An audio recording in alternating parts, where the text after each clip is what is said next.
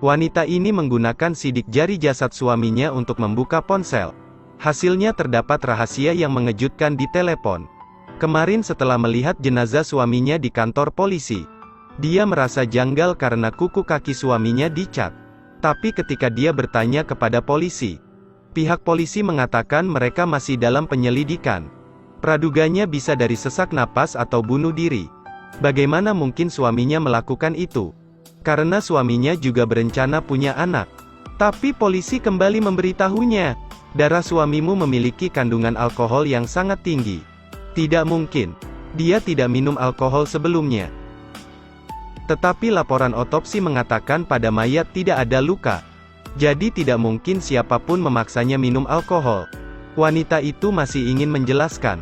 Tapi polisi hanya mengindikasikan akan terus mengusut. Kemudian polisi mengeluarkan bingkisan. Di dalamnya ada 2 ponsel. Satu ponsel suaminya. Yang satunya lagi belum pernah ia lihat. Jadi begitulah awal mulanya. Dia tak menyangka suaminya punya adik perempuan. Dia semakin bingung. Apakah suaminya punya rahasia lain? Dan kenapa dia mati? Membandingkan dengan kematian suaminya, itu membuatnya semakin menderita. Urat membawa abu suaminya dan membuangnya ke laut.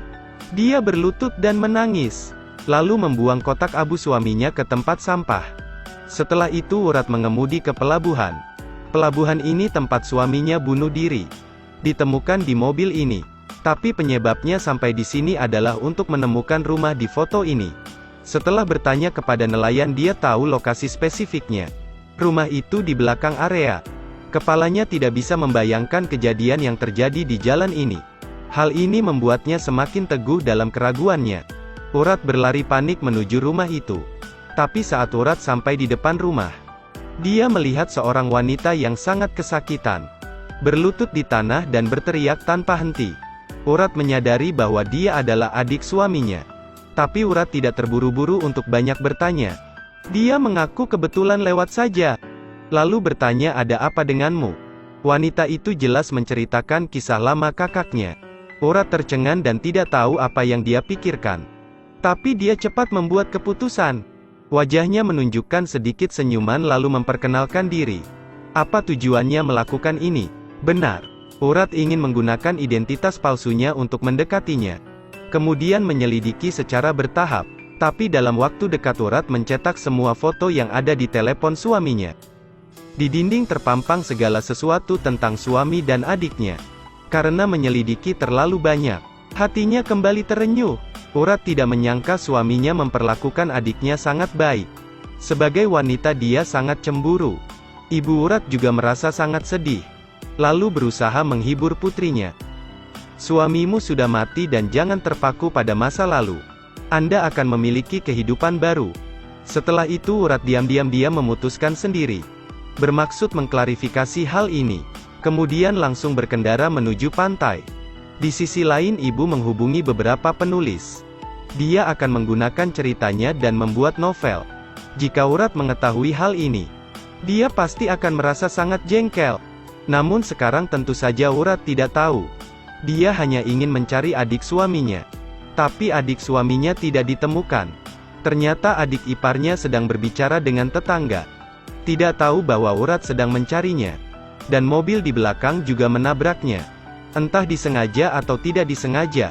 Sampai adik iparnya mendekat dan melihat darah di kepala Urat mengalir tanpa henti. Adik ipar menyuruhnya pergi ke rumahnya untuk mengobati luka. Tak lama kemudian mereka berdua pulang. Urat terus mengamati rumah adik iparnya. Rumahnya tidak besar, tapi sangat rapi dan bersih. Setelah adik ipar membantu mengobati lukanya, Urat ingin membantunya mencuci pakaiannya. Tetapi ketika menggunakan mesin cuci, tabung airnya bocor. Keduanya berusaha untuk mengeluarkan mesin cuci keluar. Tidak lagi. Apanya yang tidak lagi? Urat tiba-tiba paham. Ini pipa air penghubung dengan mobil tempat suaminya meninggal. Saat ini seorang gadis kecil masuk. Gadis itu memanggil adik iparnya sebagai ibu. Ternyata dia adalah putri-putri adiknya. Pada saat ini gadis itu melihat luka di kepalanya. Dia menarik Urat ke kursi.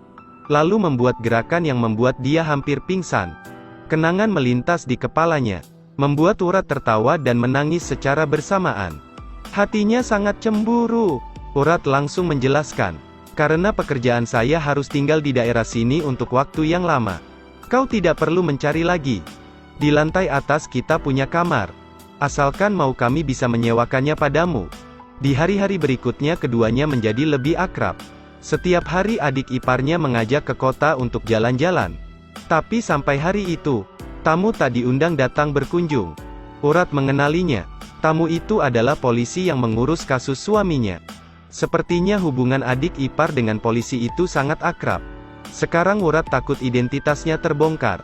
Aku punya teman di lantai atas. Saya akan memperkenalkan Anda. Ruangan sekecil ini tidak punya tempat sembunyi. Urat tidak bisa menghindar. Akhirnya dia terpaksa turun tangga. Keduanya saling memandang. Polisi jelas mengenalinya. Tetapi dia pura-pura tidak mengenalnya. Polisi menyapanya dengan hangat kemudian pergi. Melihat polisi pergi, Urat mengambil kunci mobil untuk mengejar ke kantor polisi. Setelah sampai Urat mengatakan, "Kau tahu semuanya tentang suamiku." Setelah berkali-kali ditekan, seperti yang diharapkan dia tahu ceritanya. Apalagi dia juga tahu suaminya mempunyai adik. Ketika mereka menerima jasad suaminya, polisi tidak mengatakan sepatah kata pun. Tidakkah menurut Anda poin ini sangat penting? Aku merasa dua hal ini tidak ada hubungannya. Saya juga tidak ingin menaburkan garam pada lukanya. Polisi menyelanya, tanpa menjelaskan terlalu banyak. Polisi mengatakan akan membantu untuk merahasiakan identitasnya. Tetapi sebagai gantinya, harus mengikuti dia datang ke tempat yang sangat aneh. Polisi tidak membantu mengusut kematian suami, tetapi memperkenalkannya ke banyak psikolog. Tampaknya kematiannya sama sekali tidak sederhana. Pada saat yang sama ibu sedang mengemasi barang-barang. Dan tiba-tiba ketahuan.